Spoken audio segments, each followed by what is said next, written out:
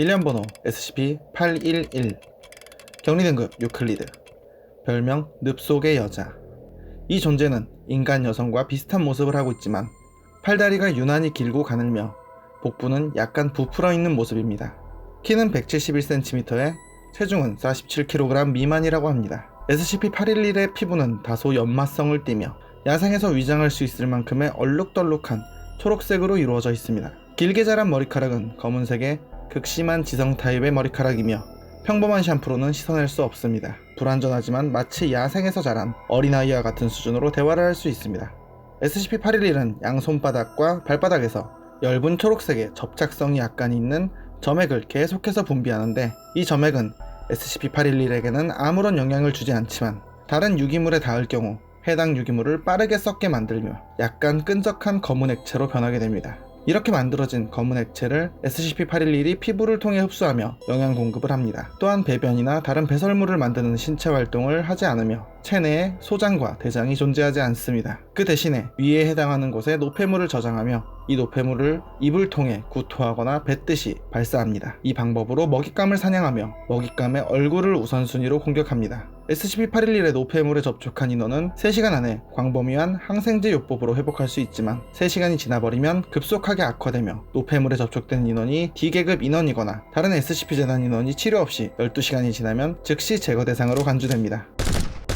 SCP-811은 노폐물 속에 혼합물 등에 장기간 노출되면서 치아가 썩어 들어가고 그로 인해 반복적인 치주 질환이 유발됩니다. 현재 SCP-811은 냉난방 조절이 가능한 지름 10m 이상 20m 이하의 원통형 유리벽 안에 격리 중이며 내부는 습한 상태의 토양과 신선한 정체수로 채워져 있습니다. 유리벽 청소는 격주로 D계급 인원을 보내 청소시키고 SCP-811의 식사는 최소 5kg의 먹이 생물을 24시간마다 한 번씩 제공합니다. 또한 SCP-811은 인간을 포식하는 것에 거리낌이 없기에 식사한 지 16시간 이상이 지났을 땐 격리구역 안에 출입하는 걸 권장하지 않습니다.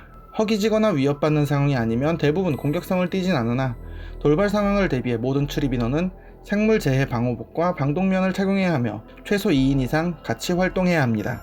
SCP-811은 지금까지 다양한 요구사항을 요청했는데 소와 같은 동물을 먹이로 제공하는 것, 먹이 동물 중에서 악어를 제외하는 것, 자신의 격리구역에 다수의 물고기를 풀어놓는 것, 합성 물질로 100% 만들어진 빛, 매일 D계급 인원이 샤워기를 가져와 자신의 머리를 특수 샴푸로 감겨주는 것, 자신을 아에 정도에 해당하는 짧은 2글자 이름으로 불러주는 것, 자신의 만성치통을 치료해주는 것, 섭취 목적이 아닌 방호복을 입은 거북이 한 마리를 넣어줄 것.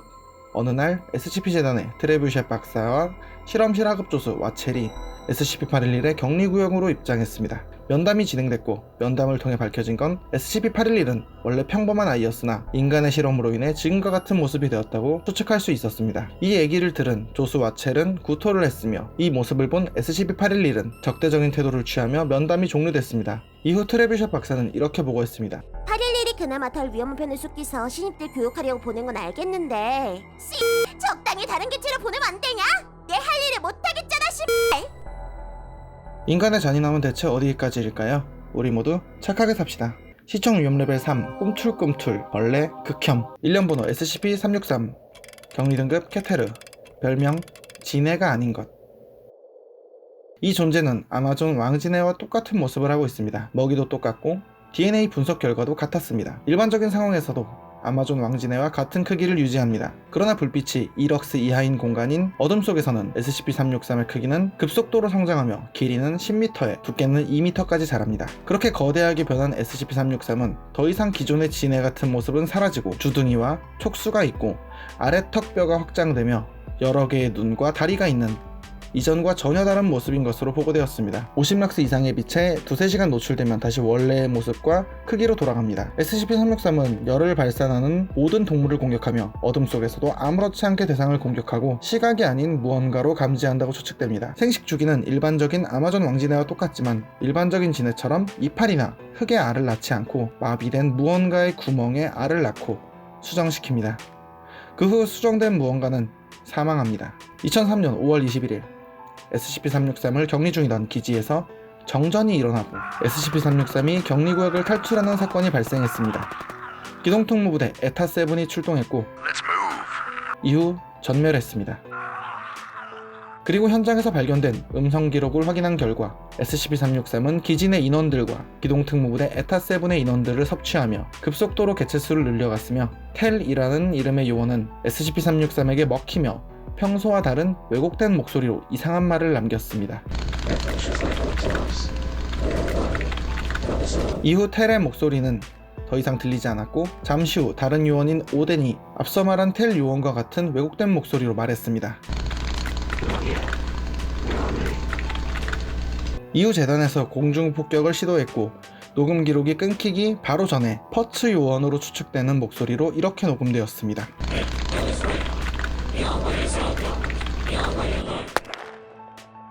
여기서 녹음은 끝났습니다. 이후 어느 날 앞서 일어난 SCP-363 탈출 사건 이후 SCP를 목격했다는 보고를 받고 해당 인원과 면담을 했습니다. 해당 인원은 SCP-363을 제압하기 위해 현장에 출동했던 텔 요원을 목격했다고 말했습니다. 하지만 이전에 알고 있던 모습과 달리 눈, 콧구멍, 어깨, 팔 여러 곳에서 곤충 다리 같은 게 나왔다 들어갔다 하고 있었으며 눈이 하나 없었지만 텔의 모습을 한 그 존재는 해당 인원을 바라보며 웃음을 보인 뒤 빠르게 현장을 도망쳤다고 했습니다. 이후 텔 대원과 일치하는 기동특무부대 위치 신호가 발견되었으며 감염을 막기 위해 텔 대원의 모습을 한 무언가를 추적 중입니다. 단순한 벌레가 아니고 알 수 없는 말을 남긴 피해자들, 대체 SCP-363의 정체는 무엇일까요? 시청 위험 레벨 3, 저는 오늘부로 불 꺼진 계단은 못 내려갑니다. 일련 번호 SCP-087, 격리 등급 유클리드, 별명 계단통. SCP-087은 어느 대학교 캠퍼스에 있는 장소입니다. 건물 설계도에도 기록되어 있지 않은 이 공간은 발견되기 전까지 아무도 몰랐습니다. SCP-087은 끊임없이 아래로 이어져 있는 계단인데 조명장치가 하나도 없어 반드시 손전등을 휴대한 채 탐사해야 합니다. 하지만 SCP-087의 공간 자체가 강한 빛을 스스로 흡수하는 성질을 지녔기에 손전등을 사용해도 아주 미미한 빛밖에 비추지 못하며 계단의 9칸 정도까지밖에 보이지 않는다고 합니다. SCP-087을 조사한 인원들은 공통적으로 약 200m 아래쯤에서 울면서 애원하는 어린아이의 목소리가 들린다고 말했습니다.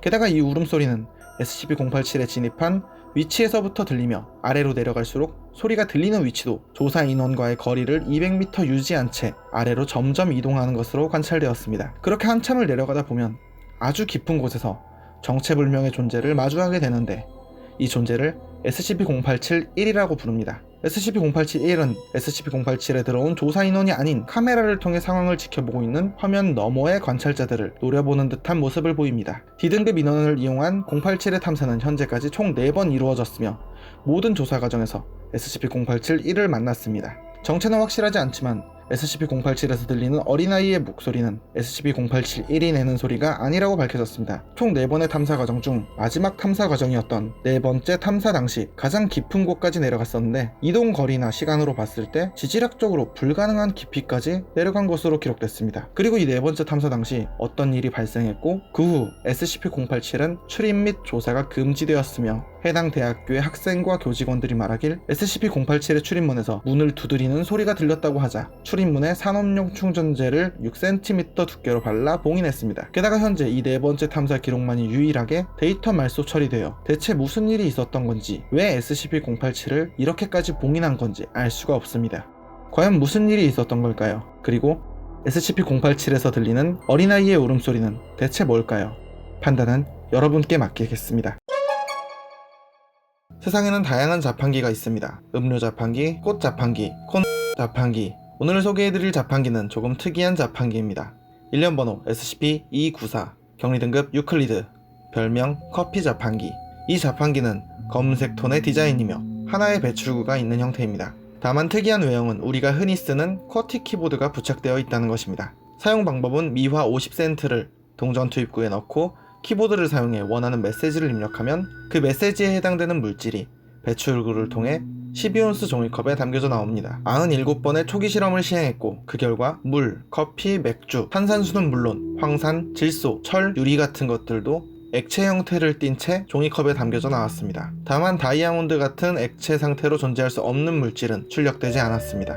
이 실험을 통해 알게 된 것 중 SCP-294는 50회 연속 사용 시 약 90분간 작동하지 않고 재고를 보충하는 듯 했으며 염산이나 황산 같은 일반 종이컵에는 담을 수 없고 종이를 부식시키는 물질을 배출할 때도 SCP-294에서 나온 종이컵은 아무런 손상 없이 해당 물질이 담겨져 나오는 것입니다. 2005년 8월 21일 SCP-재단의 조셉 요원은 오전 9시 30분 자신의 휴게 시간에 커피를 마시기 위해 SCP-294를 사용했습니다. 키보드로 조 한 컵이라고 입력했고 잠시 후 조셉 요원은 땀을 흘리며 어지러움증을 호소하다 쓰러졌고 양호실로 옮겨졌습니다. 그 후 SCP-294에서 배출한 컵을 확인한 결과 컵에 담긴 액체는 DNA 검사 결과 조셉 요원의 혈액과 체액이 섞인 액체였습니다. 조셉 요원이 키보드를 입력한 조 한 컵, 이 말은 커피 한 잔이라는 의미도 있지만 직역하면 말 그대로 조의 한 컵, 즉 조셉 요원의 신체 구성 요소 일부를 한 컵에 담아낸 것입니다. 이 사건 이후로 SCP-294에는 경비원이 배치되었으며 보안 인가 등급 확인을 거친 뒤 이용하도록 되었습니다. 이 밖에도 과연 어디까지 가능하고 어떤 것이 가능한지 끊임없이 실험을 하고 있습니다. SCP-294 여러분은 뭐라고 입력하시겠습니까? 댓글로 알려주세요. 시청 위험 레벨 3 I am 아이언맨. 일련 번호 SCP-217 격리 등급 케테르 별명 태엽장치 바이러스. 이 개체는 감염률 100%의 바이러스입니다. 현재로서는 치료가 불가능하며 동물계에 속하는 모든 생명체를 감염시킬 수 있습니다. 신체 접촉뿐만 아니라 체액을 통해서도 감염되며 숙주의 몸에서 떼어낸 조직도 몇 년 동안 살아있는 것으로 관찰되었습니다. 일단 감염되면 증상이 나타날 때까지의 감염 진행은 매우 느린 편이며 최대 몇 년 동안의 잠복기를 거치기도 합니다. 증상이 발현되기 시작하면 생체 조직의 물질을 이용해 유기물로 이루어진 금속으로 만들며 대체적으로 신체 내부에서부터 변화가 시작됩니다. 변화된 모양은 톱니바퀴나 관, 기어와 같은 모습으로 변하고 눈은 수동식 필름 카메라와 같은 형태로 변합니다. 내부가 변화되는 동안 감염자는 이 사실을 전혀 알아채지 못하며 간혹 삐그덕 소리가 들리거나 똑딱똑딱 소리가 들리거나 뭔가 피부 아래에서 움직이는 걸 느끼는 정도였습니다. 그 후 칼로 찌르는 듯한 통증이 시작되며 피부 바깥으로 증상이 퍼져나가고 실제로 피부가 찢어지면서 톱니바퀴 등이 나타나기 시작합니다. 외부로 나타난 조직을 조사한 결과 대부분 황동, 탄소강, 철 재질로 이루어졌으나 가죽, 고무, 유리, 나무 등의 물질도 확인되었습니다. 게다가 변화된 조직은 감염자의 DNA 정보를 담고 있는 걸로도 밝혀졌습니다. 이렇게 내부, 외부 신체가 변화하기 시작하면 그때부터 감염자의 인지 능력이 달라지기 시작합니다. 뇌에 영향을 미친 듯 단순화된 행동을 반복하게 되고 신체 능력도 둔화되며 새로운 문제에 직면했을 때 쉽게 혼란에 빠지는 등 퇴화된 모습을 보여줍니다. 게다가 변화된 기계 부품 등을 같은 모양의 다른 부품으로 교체해도 아무런 문제가 없는 걸로 확인되었습니다. 또한 사람이 많은 곳에서 더욱 빠르게 감염이 퍼진다고 하며 잠복기가 매우 길어 얼마나 많은 사람이 감염되어 있을지 아직까지도 파악을 끝내지 못했다고 합니다. 혹시 어쩌면 여러분도 이미 감염되어 있을지도 모릅니다. 귀를 기울이고 몸에서 이상한 소리가 들리는 건 아닌지 확인해보세요. 만약 들린다면 배탈이 난 것일 수 있습니다. 시청 위험 레벨 3 우걱우걱 얌얌. 일련 번호 SCP-882 격리 등급 유클리드 별명 기계. 크기 약 12세제곱미터의 여러가지 금속으로 이루어진 개체입니다. 케이블, 도르래, 나사, 벨트들이 무작위로 얽혀있는 형태이며 바닷물에 쉽게 녹이 씁니다. 동력원이 무엇인지는 밝혀지지 않았으나 녹이 슬지 않은 상태에선 기계들이 작동하며 작동되는 동안 어떠한 소리도 나지 않습니다. SCP-882의 특징은 유기물질을 제외한 모든 물질이 닿을 경우 영구적으로 부착되며 며칠 후 새로운 부품으로 완전히 변하게 되는 것입니다. 그 후 이렇게 부착된 부품을 잘라내는 시도를 했었는데 서너 시간 강력한 열을 가한 뒤에 아주 작은 조각을 떼어낼 수 있었습니다. 또한 사람이 SCP-882의 근처에서 오랫동안 있을 경우 환청을 듣게 됩니다. 환청은 주로 삐거덕거리거나 짤깍거리는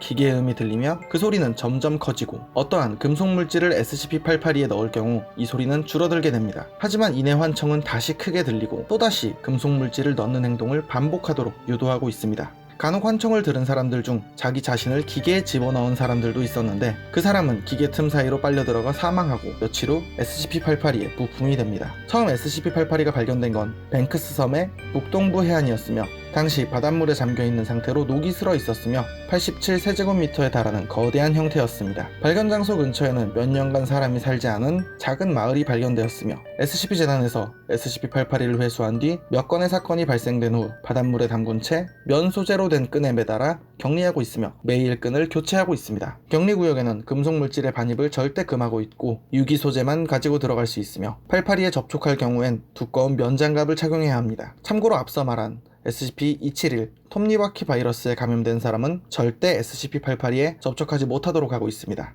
면담 기록 882-1 SCP-재단의 기어스 박사는 SCP-882가 최초로 발견된 뱅크스 섬의 북동부 해안마을의 생존자 리처드와 면담을 했습니다. 그중 리처드의 말에 따르면 처음 SCP-882를 발견했을 때 고물상에 팔아먹을 생각으로 함께 있던 마을 친구 지미, 앨런과 함께 SCP-882를 바닷물에서 꺼냈다고 했습니다. 그런데 잠시 후 녹슨 부분이 하나둘 벗겨졌고 서서히 작동을 하기 시작했습니다. 그때 지미가 어디서 전원이 들어오는지 궁금해하며 SCP-882에게 다가갔는데 그만 발이 미끄러져 눈을 심하게 다쳤습니다. 그런데 그 상황에서 앨런은 멍하니 서서 방금 그 소리 들었냐고 물었습니다.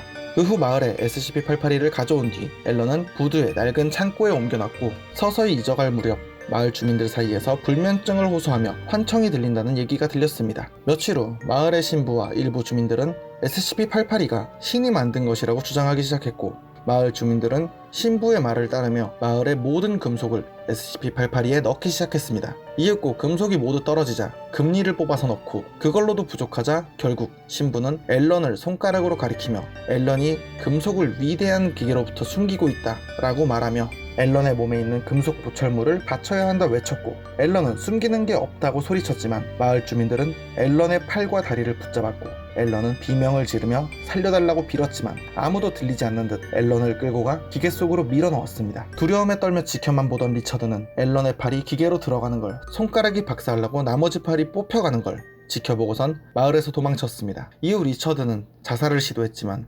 실패했고 자살 방지 및 관찰을 위해 SCP-재단에서 억류하고 있습니다. 무엇이든 접촉하는 순간 자신의 부품으로 만들고 더욱더 거대하게 변하려고 하는 존재 SCP-882 정체가 대체 뭘까요? 그리고 무언가를 광적으로 맹신하는 건 정말 무서운 것 같습니다. 시청 위험 레벨 1 곰이 한가득 등장합니다. 곰돌이 푸우나 테디베어 공포증이 있다면 시청에 유의하세요. 일련 번호 SCP-2875 격리 등급 캐테르 별명 곰 때문에 X된 동네. 여기 미국 위스콘신주의 어느 마을에서 사람이 실종되고 있다는 보고가 들어왔습니다. SCP-재단은 현장에 출동했고 수백 마리 이상의 회색 곰이 있는 걸 목격하게 됩니다. 처음에는 이 곰을 사냥하거나 다른 서식지로 이송시키려 했지만 이 곰들의 발생 원인을 알게 되고선 SCP-재단 기동특무부대 람다2 요원들이 현장을 지키며 이 지역 자체를 격리하게 됐습니다. SCP-2875는 이곳에서 발생되는 현상 그 자체를 말합니다. 이곳에선 3일 간격으로 정오마다 50마리에서 100마리 이상의 다 자란 본토 회색 곰들이 마을 곳곳에서 출몰합니다. 그리고 이렇게 나타난 곰들을 SCP-2875A라고 부릅니다.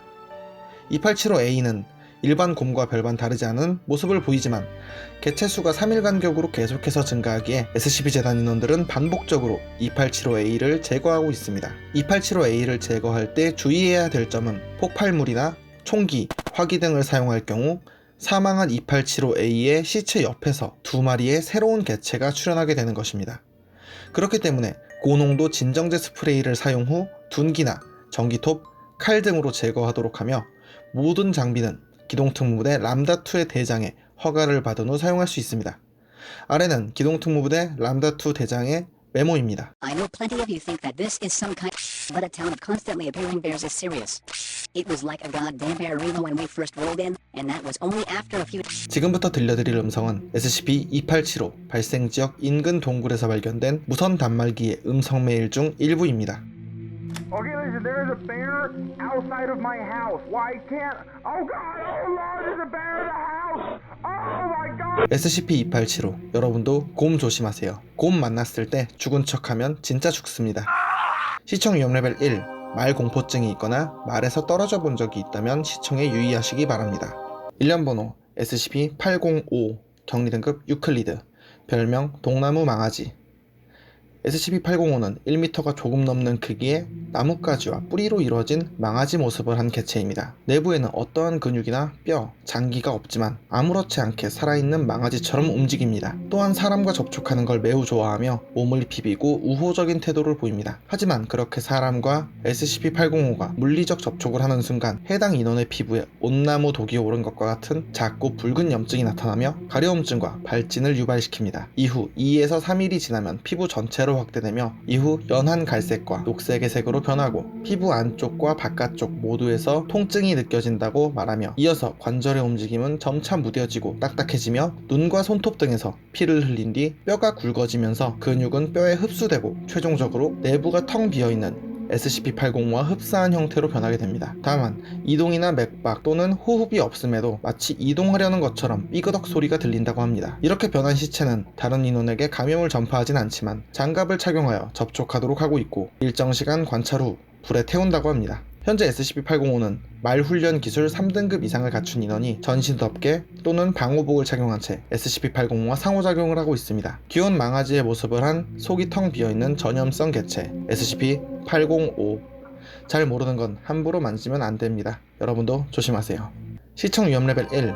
개나 고양이, 사자 등 동물에 대한 공포증이 있다면 시청에 유의하세요. 일련 번호 SCP-2681. 격리 등급 유클리드, 별명 애니멀맨. 이 존재는 네팔 태생의 30세 남성입니다. SCP-2681의 특이한 점은 본인의 감정 상태나 생각, 무언가 원하는 것이 떠올랐을 때 반경 1.7km 이내에 있는 모든 동물에게 SCP-2681이 원하는 걸 충족시켜주려는 충동을 일으키는 것입니다. 배고프다는 생각을 했을 때 근처의 동물들은 자신의 사체를 주거나 더럽다고 생각했을 땐 씻거나 손질하거나 청소까지 하기도 했고 분노, 두려움 등을 느낄 땐 그 원인이나 대상을 공격하고 죽이기도 했습니다. 이 능력은 곤충이나 미생물에겐 통하지 않으며 해양 동물에게 할 수 있는지 테스트가 진행 중이라고 합니다. SCP-2681은 평소 우울증, 간헐적 분노 조절 장애, PTSD 등을 앓고 있으며 자살 가능성도 높게 관찰되었습니다.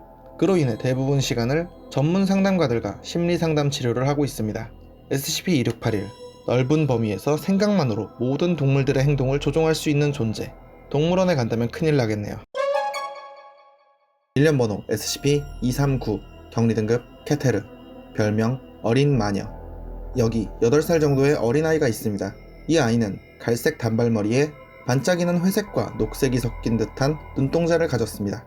SCP-239는 평상시에 몸에서 특별한 방사선을 방출합니다.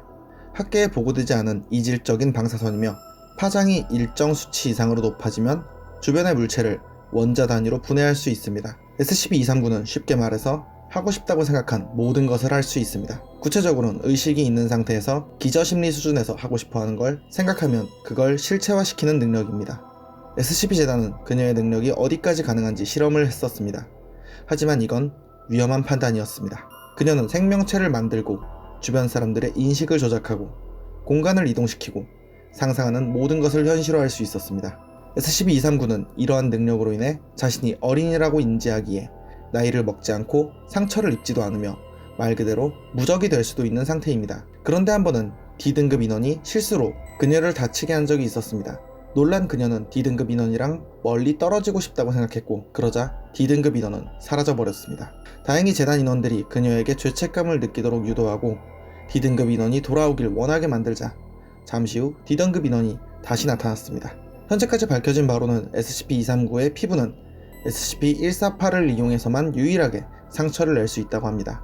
그런데 어느 날 SCP-재단의 클래프 박사는 SCP-239가 매우 위험하다고 재단에서 통제할 수 없다고 판단했고 그녀를 죽이기로 마음먹었습니다. 보안 요원들을 뚫고 그녀의 격리실로 향하는 중 콘드라키 박사가 막아섰고 클래프 박사가 무력을 행사하며 지나가려 하자 콘드라키 박사는 환상의 나비떼라고 불리는 SCP-408을 이용해서 클래프 박사를 제압했습니다. 이후 재단은 SCP-239의 위험성을 인정하고 정신조작 능력을 억제하는 텔레킬 납 합금으로 코팅된 격리실에 수용하며 출입하는 인원은 SCP-148 텔레킬 헤드기어를 장착해야 합니다.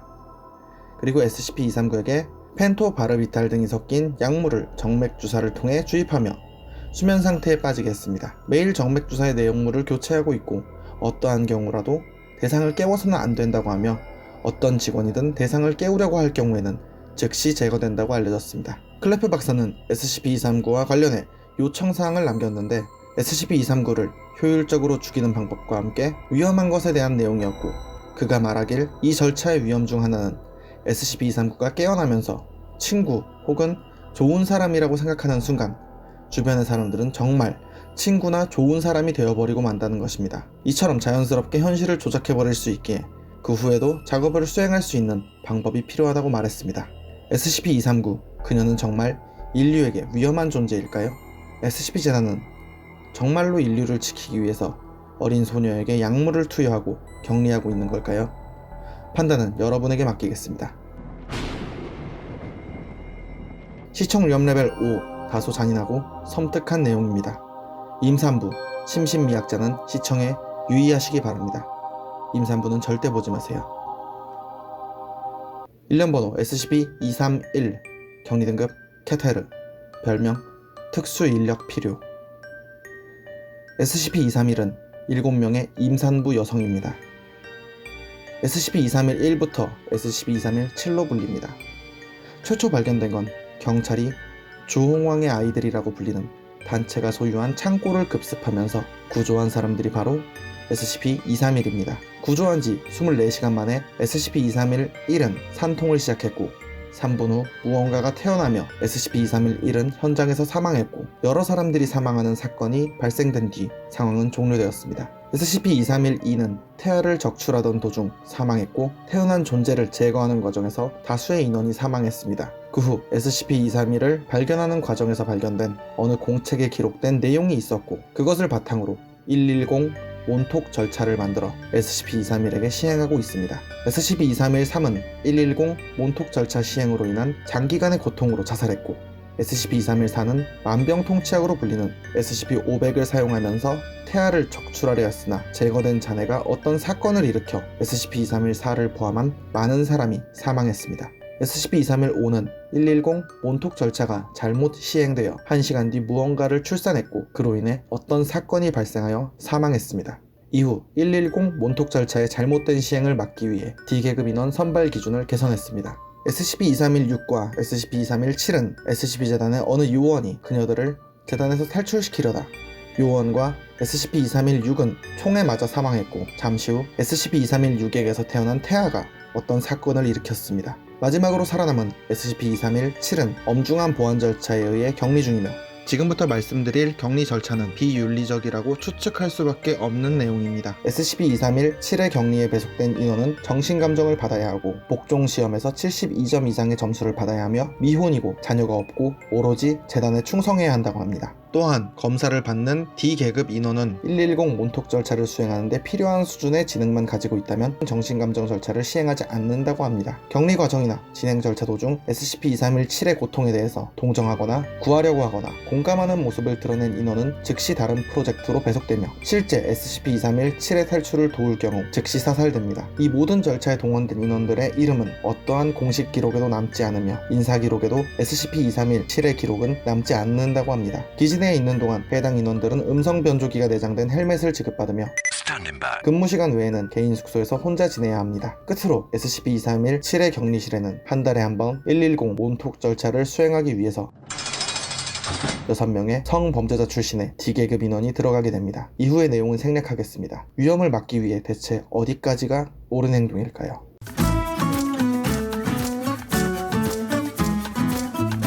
시청 위험 레벨 3 윤리관, 가치관에 대해서 확립되지 않은 미성년자는 반드시 보호자의 도움을 받길 바랍니다. 지금 이야기해드릴 내용은 SCP 개체에 대한 이야기가 아닙니다.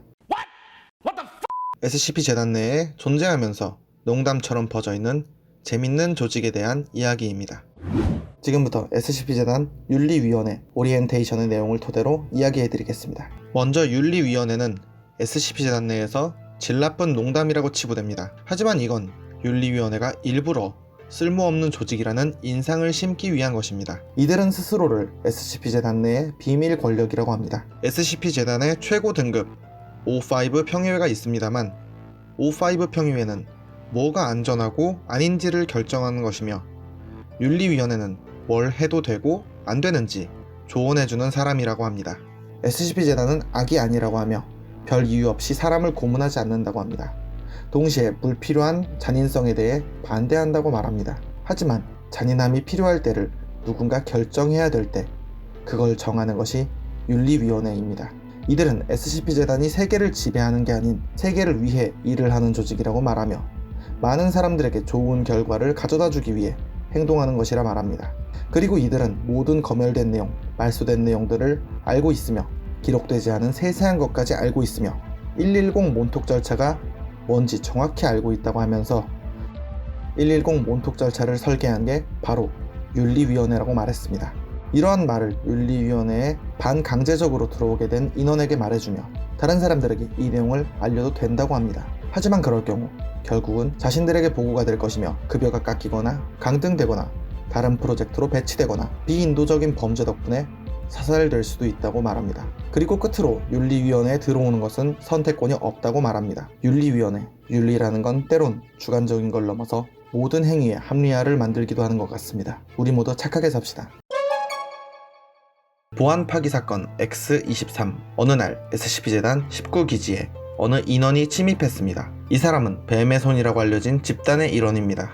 일명 자칭 LS라고 하는 이 사람은 이전에도 침입하여 SCP-268을 훔쳐갔습니다. 일련번호 SCP-268, 격리등급 유클리드, 별명 도에시 모자. SCP-268은 트위드 모직 유스 보이캡입니다. 외형이나 섬유를 보면 1800년대 후기에서 1900년대 초기 사이에 만들어진 것으로 보이나 모자에는 중세 게일어로 동사는 뱀의 장소이다 라는 말이 쓰여진 작은 레이블이 달려 있습니다. 이 모자를 착용하기 전까진 그 특징이 나타나지 않지만 머리에 쓰면 그 사람의 존재가 극단적으로 눈에 띄지 않게 됩니다. 분명 낯선 사람이나 의심스러운 사람이라도 모자를 쓰면 당연히 있는 사람이나 무시되는 사람, 잊혀지는 사람이 되어버립니다. 그렇게 LS라는 사람은 이전에 훔친 SCP-268을 사용해 아무렇지 않게 SCP-재단의 19기지로 당당히 걸어서 잠입한 것으로 밝혀졌습니다. 이후 LS라는 사람이 사라진 뒤 SCP-407이 재단의 시스템에 의해 제거된 듯하며 파괴된 건지 도난된 건지 확실히 밝혀지지 않았습니다.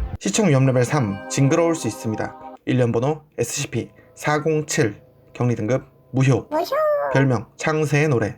SCP-407은 노래입니다. 최초 발견된 건 휴대용 카세트 테이프에 녹음된 상태였고 이후 디지털 오디오 파일로 백업되어 보관했습니다. O5 평이외에 승인을 받은 실험이 아니라면 어떠한 경우에도 SCP-407을 재생해서는 안됩니다. SCP-407은 정체불명의 언어로 부르는 아카펠라와 유사한 노래입니다. 약 30분간 이어지는 한 곡의 노래이며 노래가 중간에서 끊긴다는 점을 보아 뒷부분의 노래가 더 있을 거라고 추측하고 있습니다. 대체적으로 노래를 들은 사람들은 위로하는, 영광스러운, 아름다운 등의 단어를 사용해 곡을 묘사했습니다. 이 노래가 위험한 점은 노래를 듣는 순간부터 빠르게 듣는 사람의 신체를 변화시킨다는 것입니다. 노래를 들은 지 1분이 지나면 흉터나 부상, 만성질환은 물론 영양실조마저도 치유되는 것으로 보이며 일시적으로 신체가 건강해집니다. 치매나 뇌 손상까지도 치유되지만 암은 치유되지 않습니다. 이렇게 계속 노래를 듣고 2에서 3분이 지나면 불필요한 세포 성장이 일어나고 고통을 동반한 피부 발달과 양성 종양 등이 생겨나며 흉측한 모습으로 변하기 시작합니다. 4분이 지나면 신체에서 박테리아 생명체가 증가하며 균류의 성장이 빠르게 진행되는데 5분이 지난 시점에서는 피실험자에 따라 각기 다른 결과를 보입니다. 자가 복제를 통해 새로운 유기체 형태로 변하거나 식물이나 균류의 미량 원소가 성장하거나 몸에서 식물이 자라나기도 했습니다. 현재 SCP-407은 앞서 말했던 대로 뱀의 손이라 불리는 집단의 LS라는 사람에 의해 행방이 묘연한 상태입니다. LS가 애당초 19기지에 침입한 목적으로 추측되는 건 SCP-914를 사용하기 위해서로 보이며 그 과정에 재단 직원 중 한 명이 사망했다고 합니다. 그리고 SCP-914의 격리구역에서 한 장의 인쇄물이 발견되었고 그 종이엔 이렇게 써 있었습니다. 과연 LS라는 사람은 누구일까요? 뱀의 손에 대해선 다음에 자세히 알아보겠습니다. 시청 위험 레벨 3, 잔인하고 혐오스러울 수 있습니다. 일련번호 SCP-012, 격리등급 유클리드, 별명 엉터리 악보. SCP-012는 북부 이탈리아에서 폭풍으로 파괴된 무덤을 발굴하던 중 회수한 악보입니다. 골고타 산정에서라는 제목의 6필 악보이며 미완성 상태입니다. 악보에 사용된 잉크를 확인한 결과 여러 사람의 혈액으로 쓰여진 게 확인되었고 이 악보를 처음 발견했던 인원들 중 2명이 광기에 빠졌으며 자신의 피를 사용해 악보를 이어서 쓰기 시작했고 결국 과다출혈과 내상을 입고 중단되었습니다. 이후 여러 실험을 통해 확인된 건 모든 피실험자들이 자신의 피를 사용해 악보를 써내려갔고 실험 중단 후에도 조현병 등 극심한 외상 후 스트레스 증세를 보였습니다. 이후 실험에서 악보를 써내려가던 피실험자 중 한 명은 하나의 악장을 완성하고선 이렇게 말했습니다. 이건 완성이 불가능해. 해당 인원은 그 후 곧바로 자살을 해버렸습니다. 이후 SCP-012의 악보를 토대로 연주를 해봤습니다만 불쾌한 불협화음만 발생하고 각 악기 파트는 다른 악기들과 그 어떤 화음도 이루지 못하는 음악이었다고 합니다. 현재까지 쓰여진 악보에 따르면 악보에는 여러 이야기가 묘사되어 있는 듯하며 그 중에는 SCP 개체와 관련된 내용도 있습니다. 그리고 엠마 스타크라는 여성과도 관련이 있는 듯 보였습니다. 엠마 스타크의 부모들은 재단의 연구원이며 그런 그녀에게 첫 임무로 내려진 건 SCP-012의 격리와 분석이었습니다. SCP-012, 그 악보는 어떤 의미가 있는 걸까요? 그리고 완성된다면 무슨 일이 벌어질까요? 여러분의 생각을 댓글로 남겨주세요. 번호 SCP-953 격리등급 케테르, 별명 변신하는 인간형 생물체.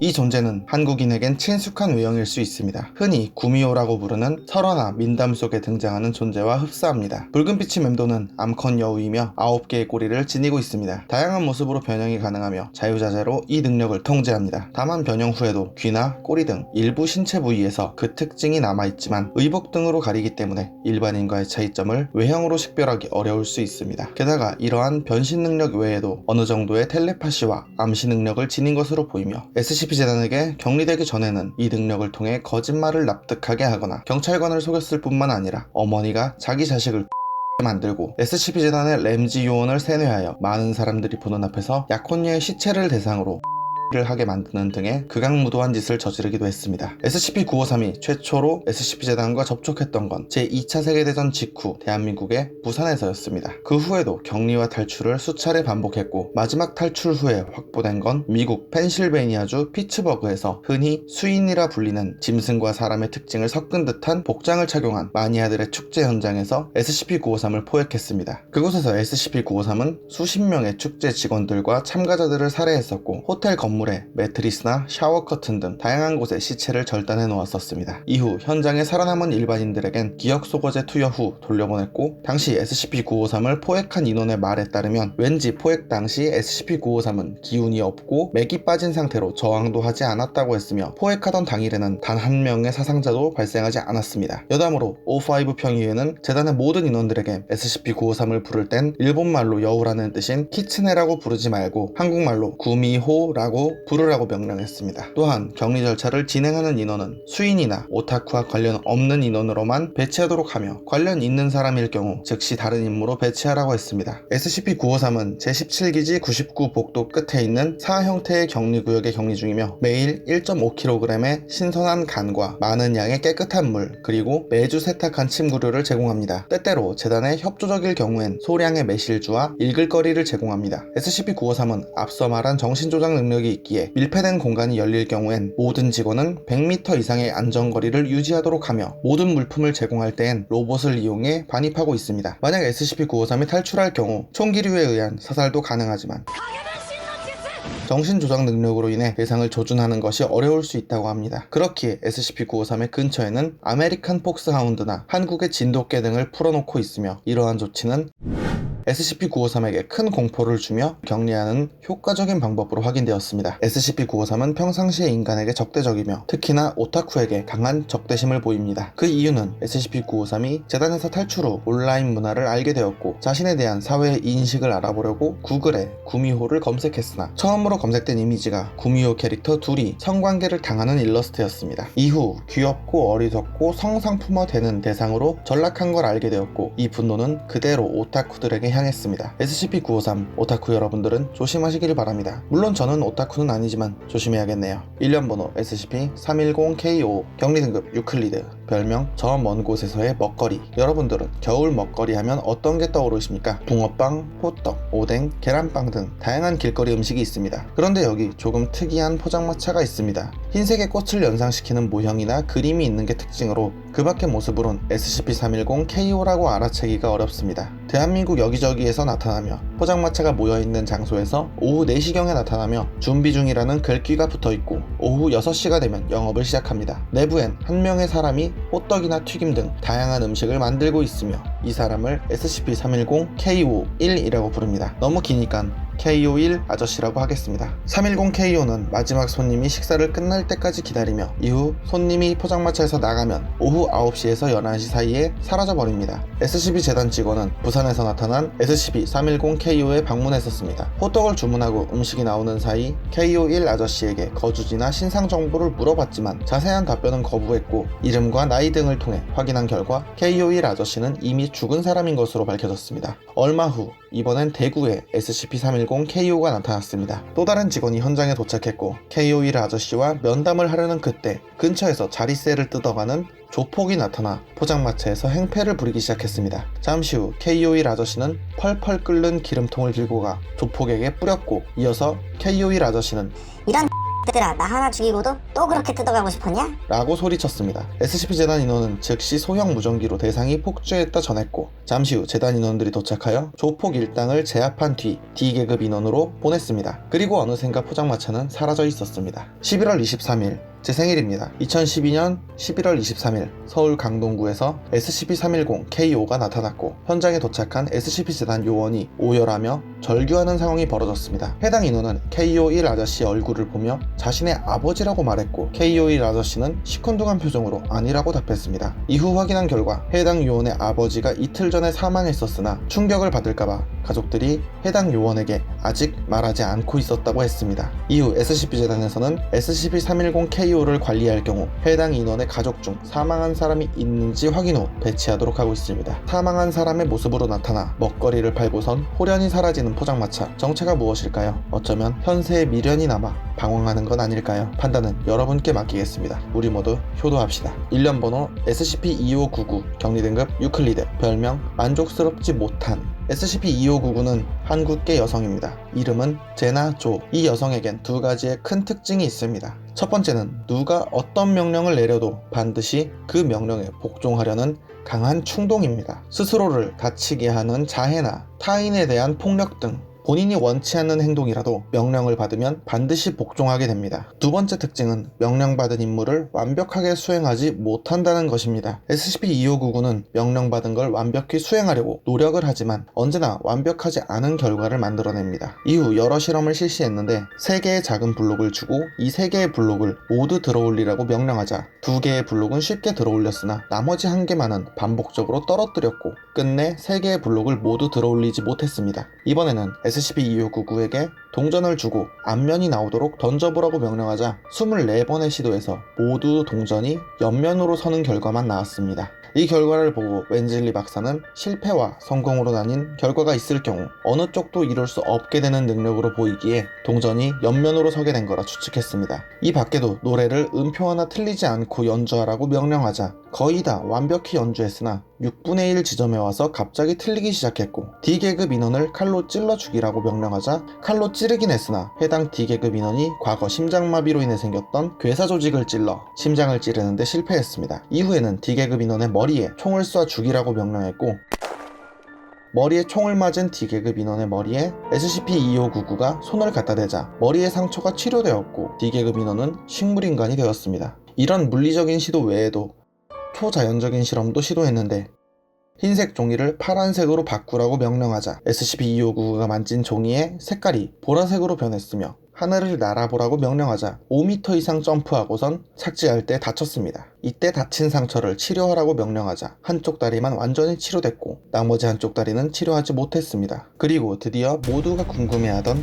그 실험을 하게 됩니다. SCP-2599에게 SCP-682를 200% 죽을 때까지 공격하라고 명령했습니다. 명령받은 직후 SCP-2599는 약 42분간 쉬지 않고 SCP-682와 공방을 치렀으며 SCP-682는 다리 3개가 잘려나가고 가슴이 으깨지고 안구는 모두 파열되었습니다. 그리고 마침내 SCP-2599가 SCP-682를 완전히 제압했고 머리를 뽑아내려고 했습니다.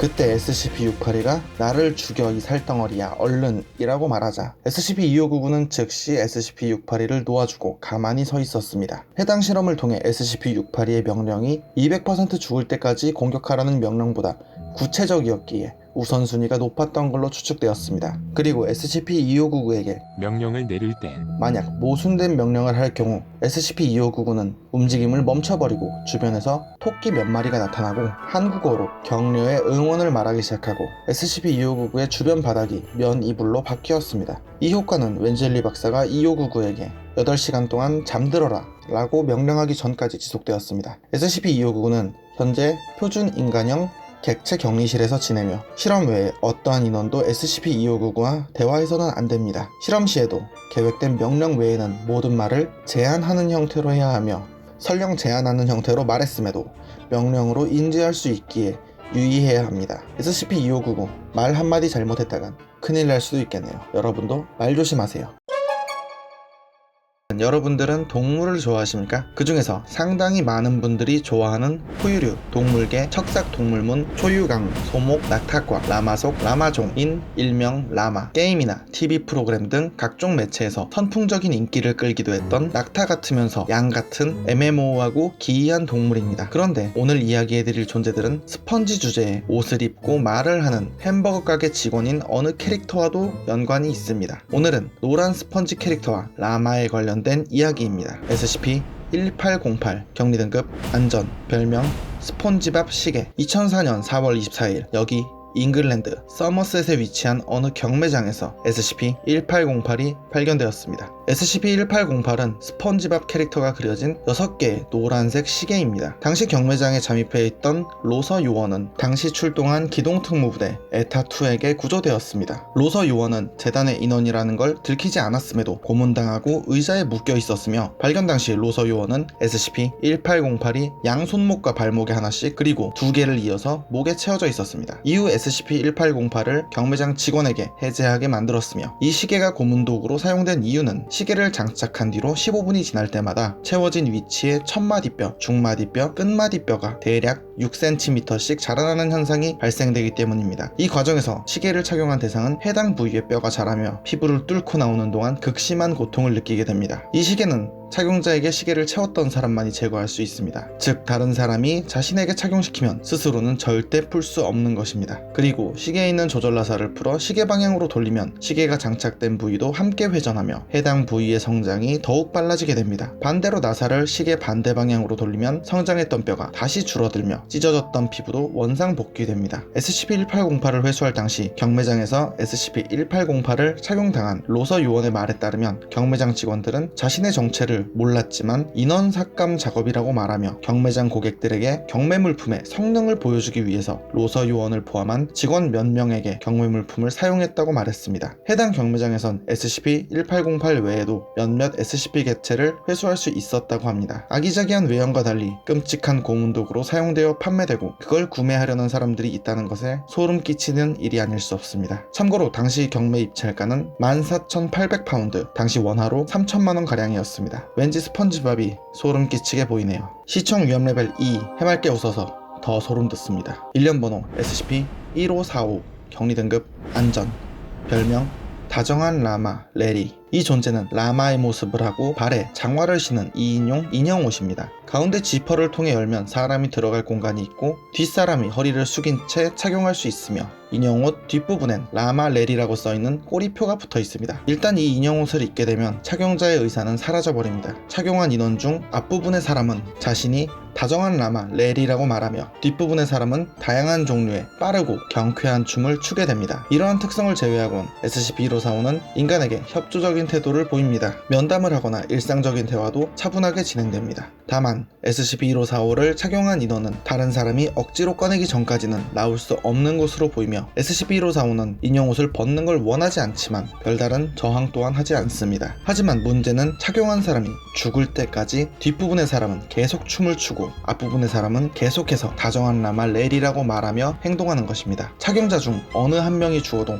남은 인원이 죽기 전까지 끝나지 않으며 사망하기 전에 인형옷을 벗겨내면 착용했던 사람은 자신이 인형 옷을 입고 있을 때의 기억을 가지고 있으나 그냥 평범하게 있었다고 생각하는 듯 보였습니다. 처음 SCP-1545가 발견될 당시 인형 옷에는 탈수로 사망한 두 사람이 들어가 있었고 뒷부분의 사람은 죽은 상태로 앞부분의 사람에게 끌려다녀 온몸에 멍이 들어 있었습니다. SCP-1545를 착용하고 난 뒤 인형 옷에서 꺼낸 D계급 인원과의 면담 기록에 따르면 해당 D계급 인원은 약간 지친다고 말했으나 사람들을 즐겁게 해주기 위해서 어쩔 수 없는 거라 말하며 도중에 물을 마시는 것도 사람들의 환상이 깨져버리는 것이며 다정한 라마 레리가 자신이 하는 행동을 무척 좋아했다고 만족스럽게 말했습니다. 그리고 이번엔 SCP-1545를 착용 중인 상태의 D계급 인원과 대화했습니다. 면담을 진행한 박사가 D계급 인원을 부르자 해당 인원은 전 제임스가 아니에요. 다정한 라마 레리랍니다. 라고 했으며 엉덩이가 둔해진 것 같지만 기분이 날아갈 것 같이 좋다고 했습니다. 당시 SCP-1545를 착용한 사람 중 뒷부분의 사람은 2시간 전에 사망한 상태였습니다. 박사는 SCP-1545에게 지금 안에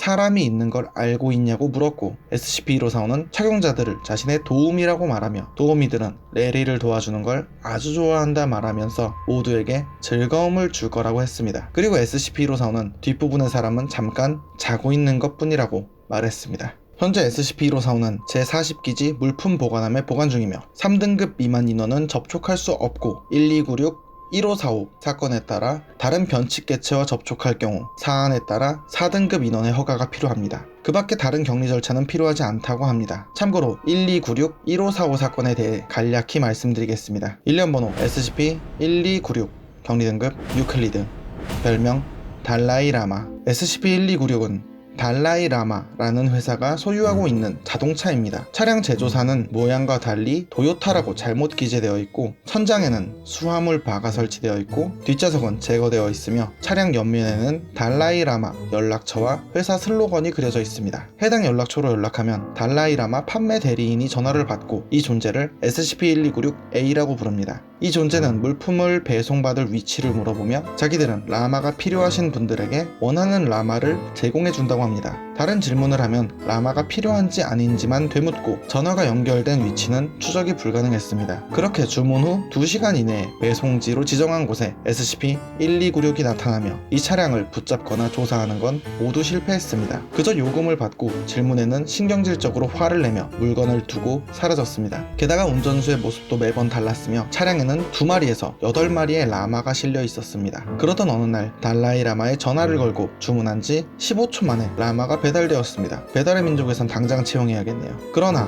배달된 건 그냥 라마가 아닌 앞서 말한 SCP-1545 다정한 라마 레리였습니다. 안에는 사망한 지 24시간이 지난 시체 2구가 들어있는 상태로 배송되었으며 운전자는 주문한 사람에게 SCP-1545를 던지며 이거나 받아라 이 우라질 놈들아 라고 말을 한 뒤 사라졌다고 했습니다. 여러분들은 어떻게 생각하십니까? 다정한 라마 레리 대체 뭘까요? 그리고 SCP-1296 달라이 라마는 또 뭐하는 녀석들일까요? 진짜 뭐하는 녀석들인지 모르겠습니다. 오늘 이야기는 여기까지입니다. 다음에도 더욱 기괴하고 재밌는 이야기로 찾아오겠습니다. 시청해주셔서 감사합니다.